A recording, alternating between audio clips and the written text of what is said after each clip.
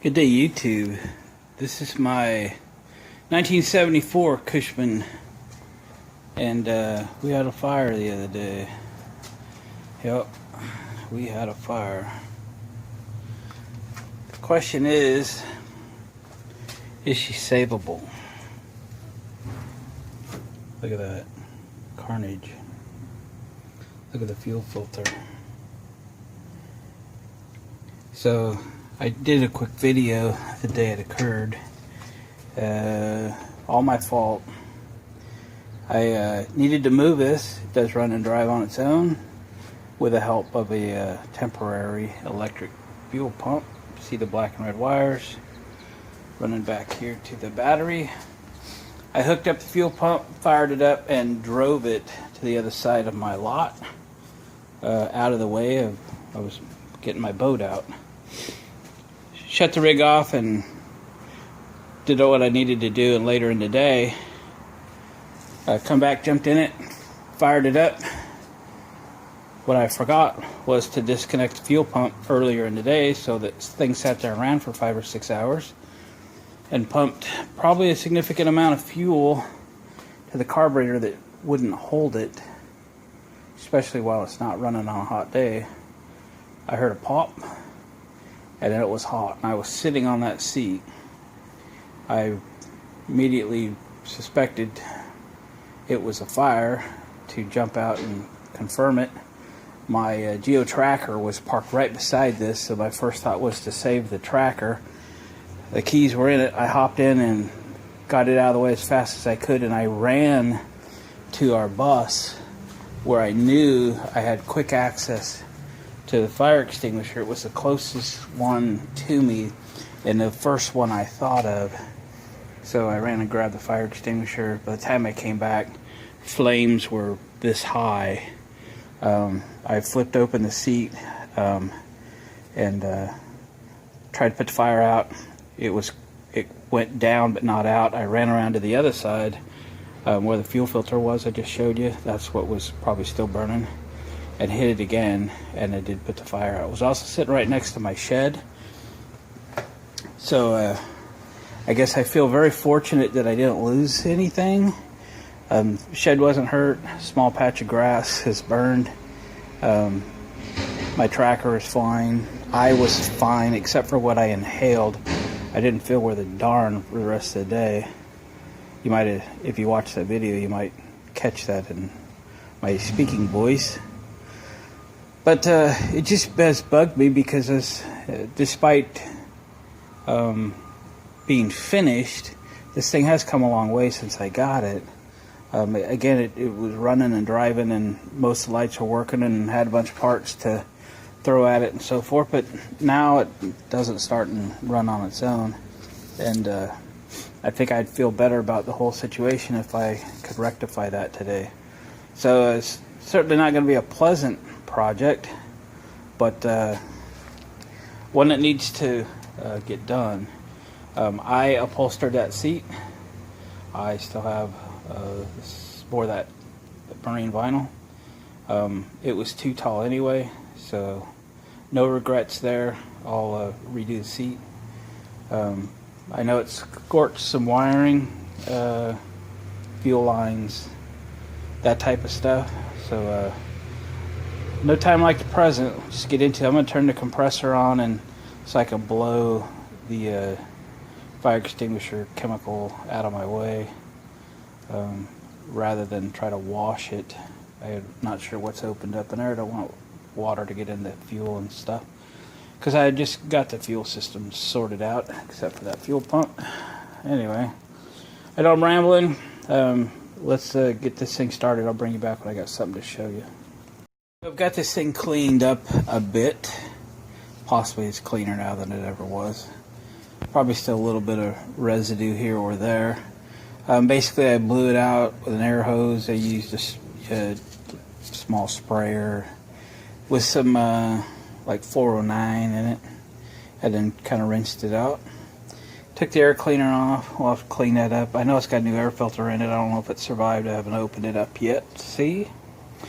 That's the old mechanical fuel pump. No longer works. It was in that state abandoned at that time. This event, and it goes here on the intake. That's fuel. I think that one goes to the carburetor. The fuel line is right there. So here's some of the damaged wiring, which goes to the distributor. And see, it burnt the insulation off after I peeled it all back. But look what else I discovered when I peeled it all back. That's a wire just twisted together, and it was underneath some black tape that was all melted.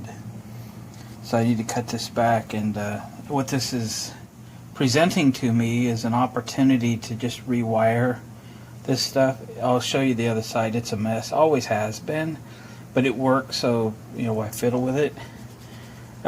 Now get an opportunity to replace it. I think the distributor's fine. It did not melt like the insulator there. That would have, that keeps ignition wiring from shorting out. I hope the carburetor survived okay. That spring right there is broke. Probably happened in the fire, I think, because it used to work good. And so I need to find that spring. It works on the carburetor linkage there. I'll go around the other side. So this wiring's always been a mess, and now I'm concerned about. You see all this tape that is melted. That there was probably more of those crappy splices in there. So I guess I'm sort of happy about that the fire didn't do further damage. And what it is doing is forcing me to rewire something that needed to be rewired. Anyway, this thing is taped here. It's probably taped here and here. Who knows what a mess the original wiring was in. There's not that many wires here, but it's sure not done very well. The charging system wiring seems to have survived fine.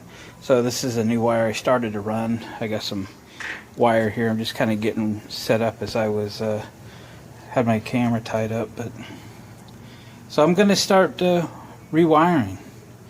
And I don't know how long I'll work on it today. It's about 3:30 or something, a couple hours.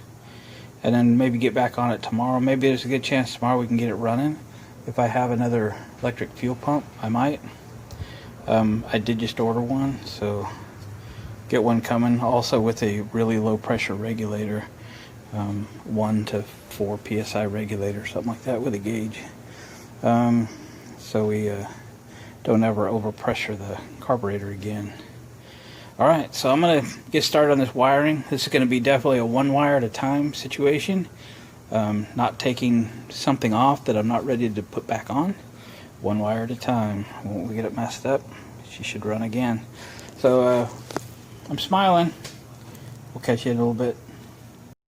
Well, it's the next day. I'm making a little bit of progress here on the old Cushman rewire job. So this wire is all new. I threw it in a shrink tube across the motor on the other side. Now we're on the other side. One went to the coil, one went to this connector. I gotta show you that a lot of these had these big blobs of tape on them, and every one of them under the big blob of tape has a connection like this. They are simply twisted and taped, and there's like every wire. So I've cut a bunch of them out. There's like 2 in that one run alone. I just cut this one out of this wire. There's still this one under this wire, and probably a couple others here that I haven't got to yet, but we're getting there. So I'm taking a brand new wire all the way to the connector, solder shrink tube, the whole thing together. It's coming along, just one wire at a time, just taking my time. Looking at that fuel line right there, needs to be replaced. It's okay. So there's the old term that things happen for a reason. I don't know why I was so stupid and caught this thing on fire, but the reality is it's given me a reason to rewire this. And it needed to be rewired. It was gonna just be extremely unreliable, and possibly dangerous as it was. So we're getting there. It's not going to take me too much longer. I'll get this thing rewired, and then we'll run the fuel lines and get the if I have a electric fuel pump, I ordered one yesterday, and a regulator. If I have a fuel pump, we'll get it mounted closer to the tank. That's where they're supposed to be. They like to pump more than they like to draw from the tank, so they need to be close to the tank. So we'll get that and maybe refinish the air cleaner and do a little more cleanup, and we'll see if this thing will run by the end of the day. I'm just hoping that the carburetor's okay. Very, very expensive to deal with. I bought just the main jet for that carburetor. It cost me 85 bucks just for the main jet. That's no gaskets, no nothing, just the main jet. So things are really expensive to work on. And like fuel pumps are unavailable. So you kind of got to do what you got to do. I'd put a mechanical fuel pump in it if I could, but they don't make one, and this one's no good. All right, I'm going to continue the wiring. I'll finish this up here pretty soon, get it tied up, covered up best I can, and we'll go from there. So I'm making new spark plug wires for it. This is what was plugged into the cap. There wasn't even an end on it. And the spark plug end had no boot, and the fitting just popped right off of it. And these weren't really affected by the fire. They were just old, and, well, they were never any good. So I've got that plug wire made. I keep all the ends and everything in stock, and I have a 100-foot roll of 7mm solid tin copper, solid core tin copper stranded ignition wire, so that I always can make what I need to make when I need to make it. So these are getting a little hard to come by at the local auto parts store, so I need to really stock up again at the next swap meet and keep my drawer really full, because I'm starting to run low on stuff. I've been making a few here lately. All right, back to more wiring. Well, with the wiring pretty much done, it's time to make the fuel system something other than temporary, something other than stays on when the key's off. So we don't have the, fireball situation in the future. So this is the fuel tanks mounted aft of the little Cushman. The ascending unit here, which doesn't work, and then the fuel outlet there, which seems to work. It's got a new fuel line on it anyway, that's running through its little hole there, and then routes this way. So I'll run it around and get it into the inlet of the fuel pump. They'll put a new hose to the carburetor, and I do have a fuel pressure regulator coming for it, which will mount somewhere in this vicinity as well. So when it arrives in a week or so, I just ordered it yesterday. So, can you see in there? Yeah, there it is.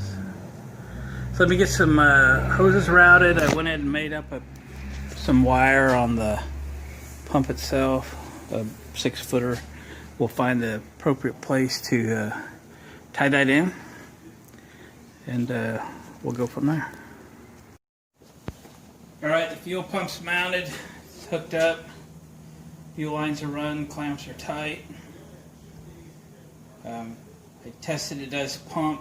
I turned it right off. I put it on a ignition and a toggle switch. Ignition on, toggle switch on. I'm watching the carburetor right now.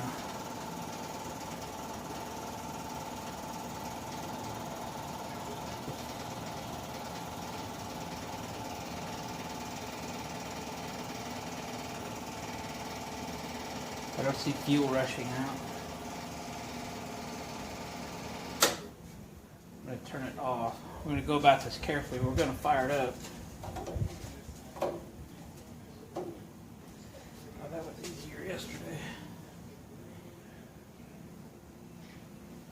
To choke it, get my needle nose pliers out.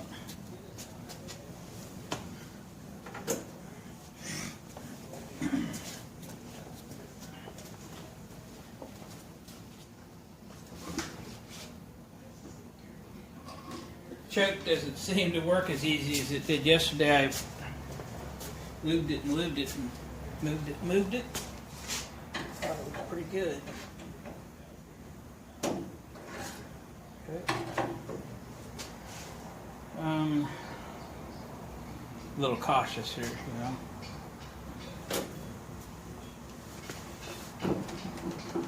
All right.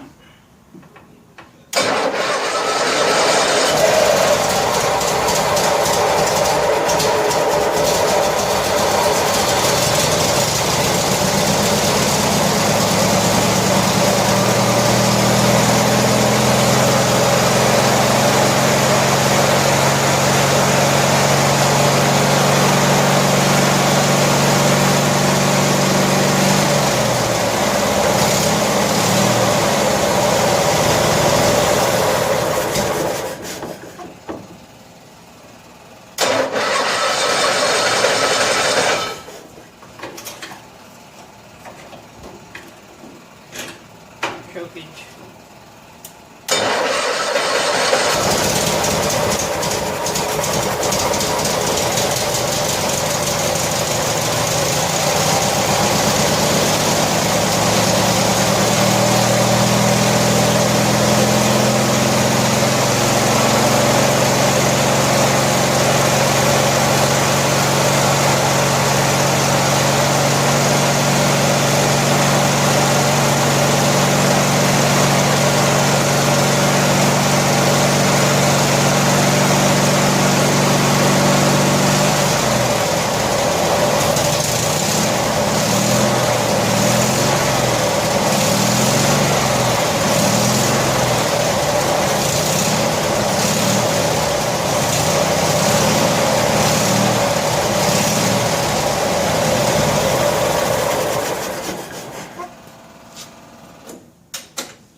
All right.